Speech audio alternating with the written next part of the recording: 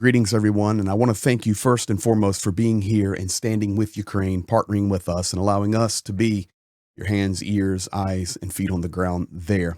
I want to discuss three topics today that are of vital importance. It is September the 24th, and we are approaching the fall season, and it is quickly getting here, not only in the weather, but the election season that is coming up specifically in the United States and scattered throughout European nations and other parts of the world as well.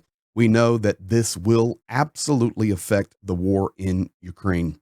Today, I want to take just a couple of moments and discuss three important topics that are all connected in regard to that. The first one is Kharkiv.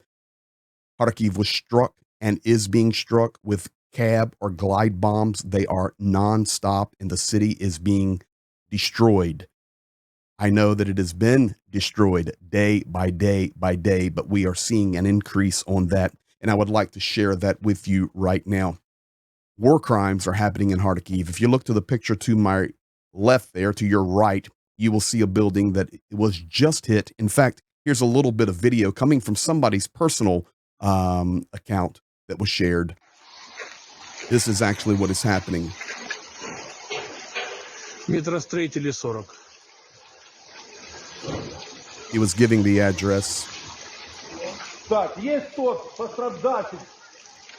Now, let me explain to you what's happening there so you can see it. That building I have been by. Zhenya has been by it. That building was already hit earlier in the war, repaired, and now it has been hit again. And yes, there are people currently under the rubble.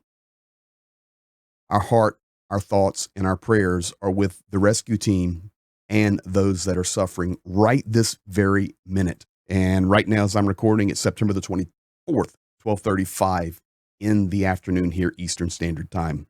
Our thoughts and prayers are with you guys. Now, how was this building struck? It was struck through glide bombs. We talked about those on the live stream last night. I gave some details about them, but right now I would like to share a little bit more about those before we jump to the final two topics that are so important today.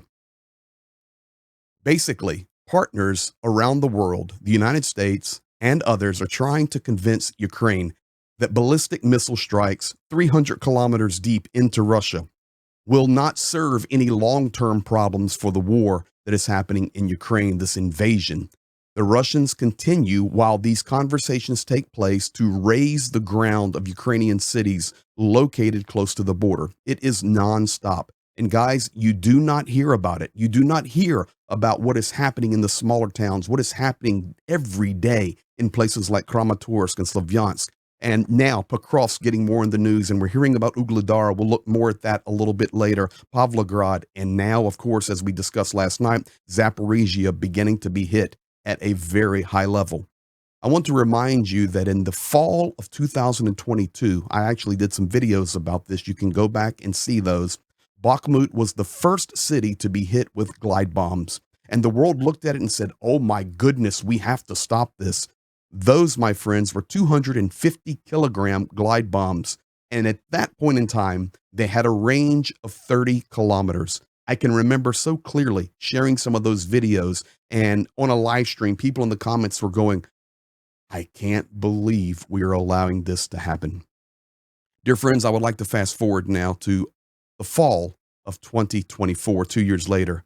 Now it is not just 250 kilogram glide bombs and 500 kilogram glide bombs, 1,500 kilogram glide bombs. These are monstrosities. Last night I referred to them as Volkswagens flying through the air, and they are unstoppable. But while the world has tried to figure out how to help Ukraine, Russia has continued to develop their technology. They've continued to increase their technology. Just 2 years ago, these glide bombs had a range of 30 kilometers. Now they have a range of 80 kilometers. While the world is waiting, while we are waiting for partners to jump in and to make declarations that not only will we help you, but you have the permissions and the abilities to strike at the source of the problem. While we wait, the invaders are upgrading. Question: so why is it pointless to launch ATACMS and other missiles 300 kilometers deep into Russia? My friends, the picture there on the left, is that one picture not worth thousands of words. Right now, there are people under the rubble. There will be people that have lost their life today in this strike.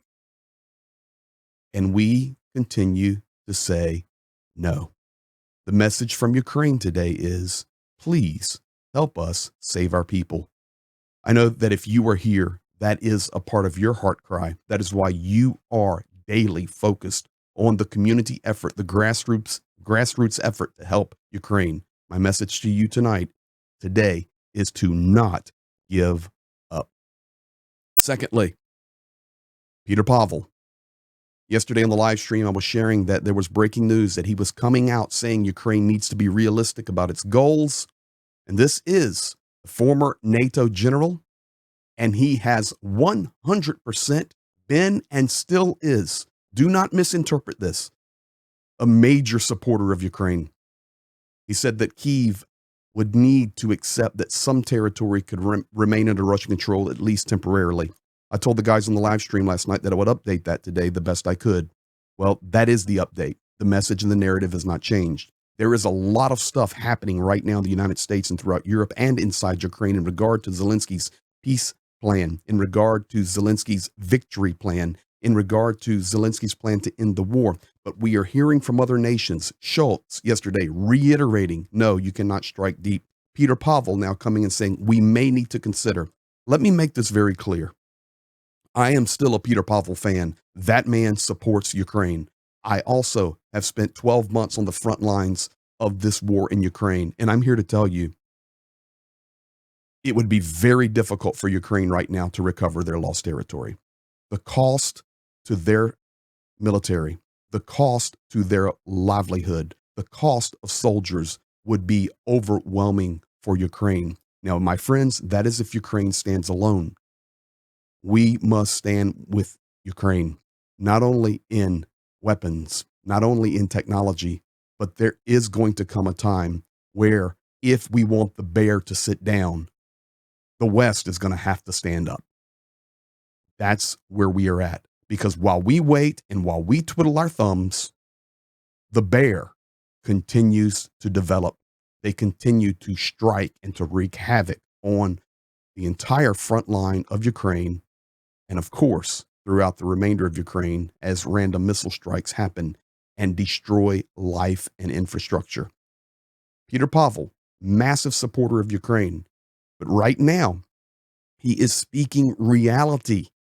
The reality is, unless massive support comes, then we may have to look at an alternative plan, at least temporarily. And he reiterated, temporarily. I am concerned about temporarily, because if temporarily includes Ukraine giving up territory and Ukraine creating a buffer zone and Ukraine not joining NATO and Ukraine relinquishing some of its weapons, becoming neutral. I don't know what temporarily means, but if it means those things, then temporary will become permanent, and you can put that in the bank. Now that brings me to the title of this video update today. The Trump rhetoric. My friends, I'm going to play this video for you, but then I'm going to explain it to you in just maybe a nuance you're not catching. Let's listen to it first. Here, Donald Trump in Indiana, Pennsylvania. Right now, I see Zelensky is here. I think Zelensky is the greatest salesman in history. Every time he comes into the country, he walks away with $60 billion. Billion! Walks in with $60 billion. He wants them to win this election so badly. But I would do differently. I will work out peace as president-elect. If I win this election, the first thing I'm going to do is call up Zelensky and call up President Putin, and I'm going to say, you got to make a deal. This is crazy. Now, guys, listen to me very closely. You can hear what he is saying there. You can hear his rhetoric. You can hear what he's talking about. Okay, if you're here and you're not from America, let me explain something to you. There is a phrase that he used, the greatest salesman. Now, in American English rhetoric, and maybe it's the same around the world, I do not know. That is most of the time a negative connotation, meaning this guy is pulling one over on us. He's not talking. Did you ever hear Trump talk about Ukraine? No, he talked about Zelensky, the greatest salesman. And every time he comes here, he walks away with $60 billion. First of all, folks, that is a lie. We can stop the video right there. That is a lie. He doesn't walk away with $60 billion. And secondly, the rhetoric of that greatest salesman is such a negative connotation in regard to Volodymyr Zelensky, who is fighting for his country and for his life. They are cornered, guys. They are absolutely cornered. And we are approaching efforts, and I do not want to call them last-ditch efforts, but the reality is we go back to Peter Pavel. He's right. Fall of 2024, and Zelensky confirming it last night. Fall of 2024, we will know how this war will proceed going into the winter and into 2025. It will be very obvious. This, my friends, does not help. This rhetoric from Trump, I call it foolish rhetoric. It paints Zelensky as a bandit. It paints him as one who is stealing from the American people. Those are lies. The man is doing his best to fight for his nation, to scratch and to claw for everything that is possible. I remind you of where we started this update. Kharkiv being demolished today by glide bombs, and innocent civilians, men and women, boys and girls being smashed and laying in the rubble right this minute. While the world is hearing, he's the greatest salesman in the world, coming to America, walking away with $60 billion every time. My friends, that is foolish rhetoric. Share the truth. Make sure you stand for what is right, because this rhetoric is very, very damaging to Ukraine. There are millions of people that have drank the Kool-Aid, and they believe every word that comes out of this man's mouth. And I'm here to tell you today, what you just heard is a lie. And finally, as I close, once again, the foolish rhetoric is, I will stop this war and have peace before I'm even in the office during my president-elect period. Well, for that, Mr. Trump, good luck. You have no idea in this picture who you are shaking hands with you, and he is playing you like a fiddle. You guys be blessed. Thank you for being here for the update today. Remember, tomorrow, massive live stream celebrating Pete's dream. Be blessed.